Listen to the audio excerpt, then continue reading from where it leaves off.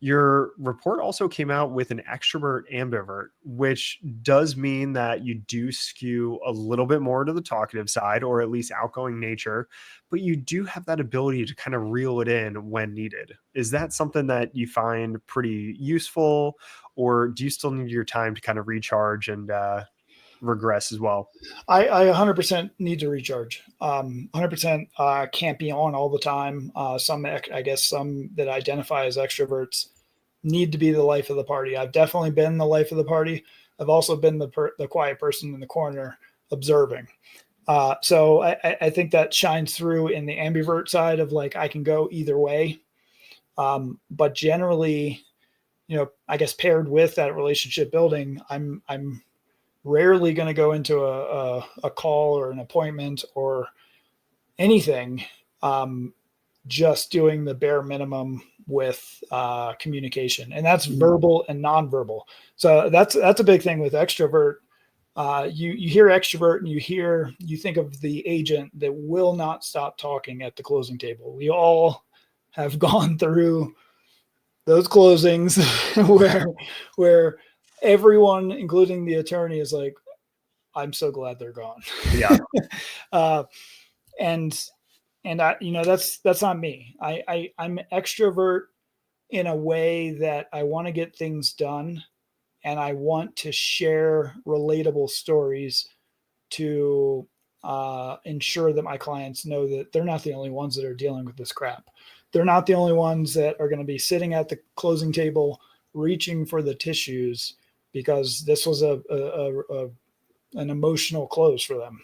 Mm-hmm. Or they come in and say, how can we get this done fast as possible? I've had the craziest closings in the world. I've had full on blowouts, separated people into rooms.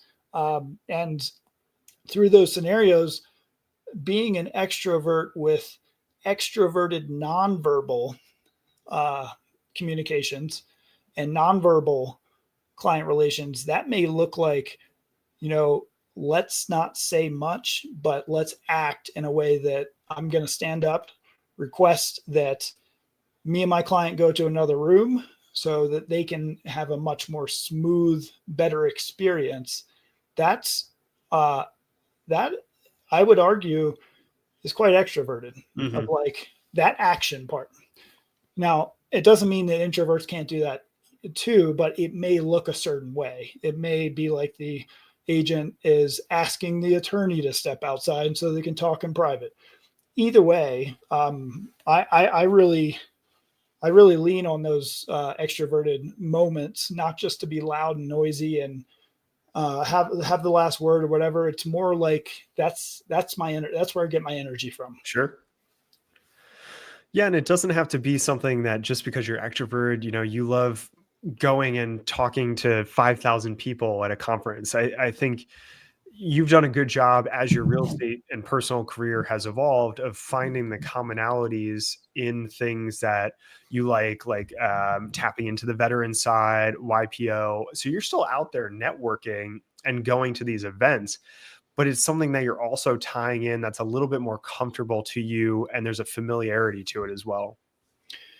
Yeah, and all those different networks. My wife's in YPO. I'm in the veteran community. Pat Tillman Foundation. I'm pretty heavily involved. I'm one of the Tillman scholars. They all have different flows, and like talking about extrovert, true ambivert, introvert, all that stuff. Is that again?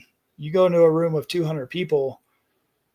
It depends on who those people are. Are they Sure. realtors? Are they, veterans? Are they special operation veterans? Are they, the tippy top of business success executives? Like they all have a different energy.